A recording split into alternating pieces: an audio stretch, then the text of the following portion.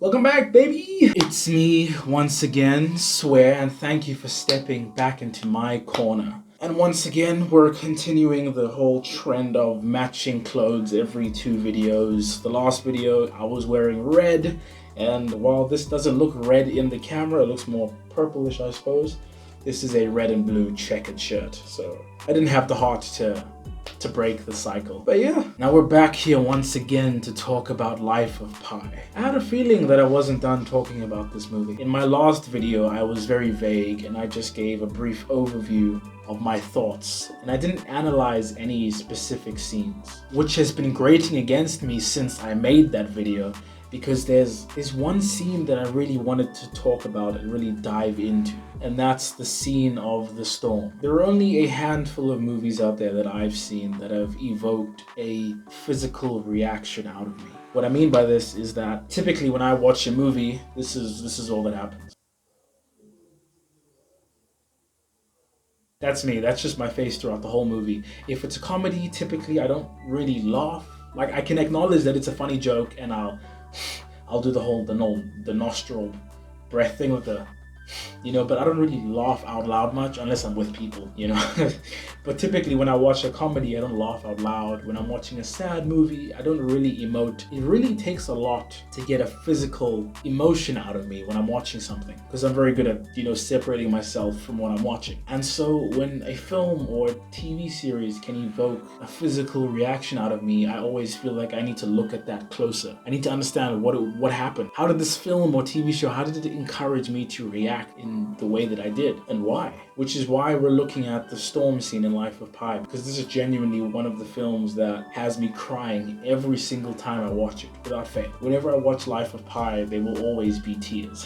So let's get into it. This scene from the very get-go puts me in an emotional state, right? The storm starts rolling in, Pi is trying to pack up his life raft so that nothing gets lost. And while he's doing so, his notebook that he's been writing in the whole movie has been blown away by the wind. And he just kind of has to watch as everything that gives him motivation in his current state is thrown away. All his thoughts and feelings, every moment of his story has been written down by Pi in this journal, and then it's lost. I've read the book and I've seen this movie many times now, and it doesn't fail to hurt my heart when I see this notebook fly away.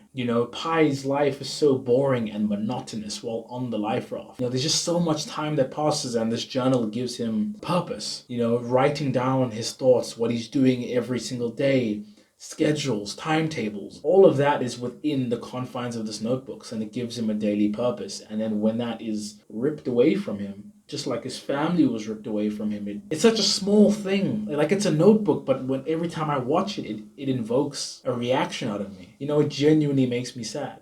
And the scene only gets worse from there.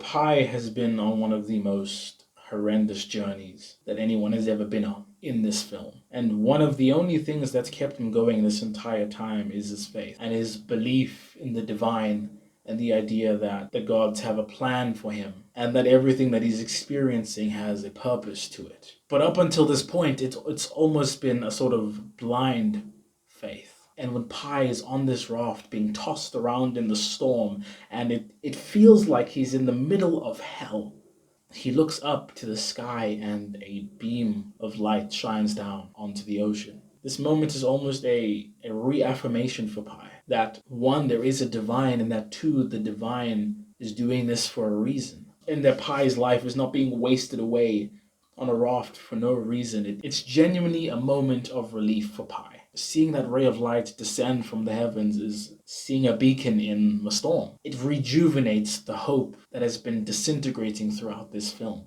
And moments after that, he experiences a astronomical, if not divine, phenomenon. Oh, obviously it's not that divine, but in this moment it's truly a divine phenomenon. Pi is on the raft in the middle of a storm, and a bolt of lightning shoots down and electrifies the ocean. Again, this reaffirms Pi's belief that there is a God and it is here watching over him. And this is the reason that Pi almost has no fear. He puts his trust in God, that God's going to sort it out, and whatever happens is what God wants to happen. And so Pi is almost fearless, throughout this whole movie, because he believes. And so in the worst of moments, in the depths of despair, For Pi, it's almost like the hand of God is reaching out to him. And it's truly a beautiful moment. You know, the music is swelling and it's highly engaging, but it doesn't stop there. When Pi sees a glimpse of God, he wants to share this moment with his companion, Richard Parker, the tiger. And so he undoes the top, telling Richard Parker to come out. He has to see God. It's beautiful. And when Richard Parker is thrust out of the top, Pi looks into his eyes and all he can see is fear. You know, this tiger is truly and utterly terrified of what's happening around him. And Pi can't understand this. You know, he thought that this moment was meant to be a good one, but for some reason, it's making his best friend and his closest ally fearful. And this is the first time in the movie that Pi has almost any doubts about his faith. You know, he looks up to the heavens and he starts shouting at the gods, asking, you know, why are you scaring my friend? You know, he exclaims, like, I've given everything to you. You've taken everything from me. Why are we here in this moment? And it's almost as if Pi doesn't understand how God could let this happen to him. In that moment, he's questioning his faith, and it's truly impactful to see as an audience, to see someone who's always been so sure of themselves to now be caught in a cycle of, I don't know. His faith is dwindling and eroding away, and it's really powerful to witness as an audience member. And so to make up for his mistake, Pi once again covers the top to try and protect Richard Parker from the horror that is the storm raging on around them. And then Pi waits under the top with Richard Parker until the storm passes. While technically this is the end of the scene, the next scene in my mind and this scene are synonymous and they are one and the same. Having lost a ton of supplies in the storm and having been physically worn down by being at sea, Pi finds comfort in the arms of Richard Parker. You know, for the first time in this movie, Pi touches the tiger, and these two characters console one another. They are all that they have. They both understand that they need the other to survive.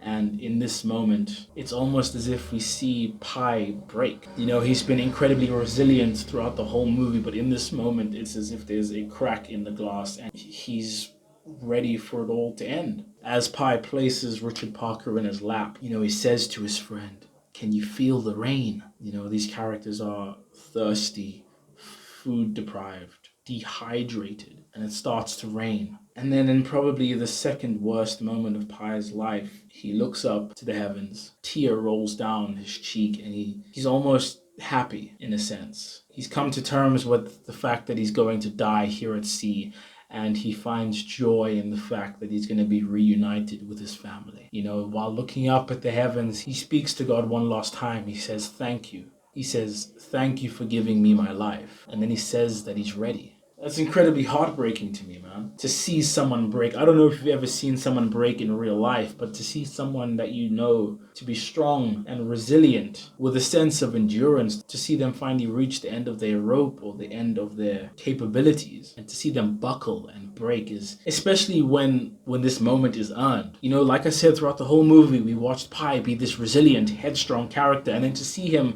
after everything, finally break, it makes the moment of him shattering that much more gut-wrenching, because we've seen him endure so much, and to see him finally get to a place where he can't do it anymore.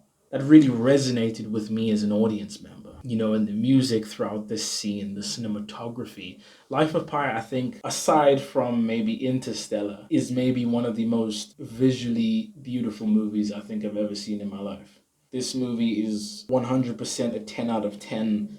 The writing is phenomenal. There are so many lines that I carry with me to this day. This film is incredibly honest and pure, and it feels like it has a specific intent. And as an audience member, you can feel that when you watch a movie. You can feel when a movie is successful in delivering an honest message. And every time I watch this movie and I get to this scene, I always shed a tear, man. Like, I don't know if you can tell now, I'm quite low energy because I've just watched this scene now on my computer and I'm thinking about this scene, and it truly it makes me sad. That's the simplest way that I can describe it. Life of Pi, for this scene, as well as the rest of the movie, is on my list of one of the greatest films of all time. And I don't see it being removed from that list, ever, really.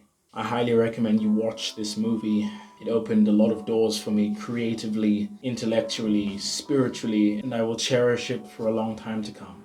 Yeah, man, I don't think I have anything else to say on this movie. If I do, I can always make a third video, make it a trilogy, a triptyche, as they say in the arts world. But I do just want to say thank you again for stepping into my corner and experiencing Life of Pi with me for the second time. It has been me, Swear. Thank you for coming to my corner. I will see you in the next video.